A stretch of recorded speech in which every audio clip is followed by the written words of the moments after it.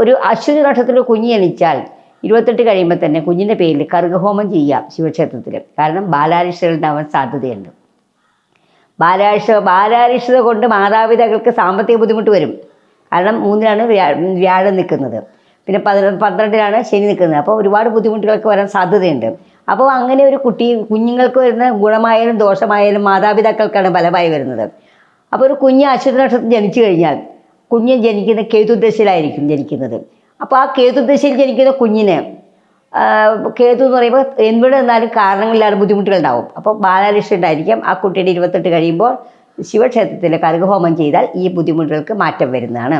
അത് അശ്വതി നക്ഷത്രം ഇപ്പോൾ ഒരു 10 വയസ്സൊക്കെ ആണെങ്കിലോ ശുക്രദശയായിരിക്കും ആ കുട്ടിക്ക്. അപ്പോൾ ശുക്രദശയൊക്കെ ആകുമ്പോൾ ആ കുട്ടി നല്ല പഠിക്കാനും ഒക്കെ ശുക്രൻ എവിടെ നിൽക്കുന്നാലും നല്ലതാണ്. അപ്പോൾ ശുക്രദശ പഠിക്കാനും എടുക്കലായിരിക്കും, നല്ല കാര്യങ്ങളൊക്കെ ആയിരിക്കും. ഈ കുട്ടിയോട് ഈ കുഞ്ഞിനെ താരതമ്യം ചെയ്യാൻ പറ്റില്ല. അശ്വതി നക്ഷത്രം ഒരു മധ്യവയസ്സാകുമ്പോഴാണെങ്കിലോ മധ്യവയസ്സാകുമ്പോഴേക്കും ശുക്രനൊക്കെ കഴിഞ്ഞു, ആദിത്യനും ശനിയും കഴിഞ്ഞു, രാഹുദശ ഉണ്ടാവും.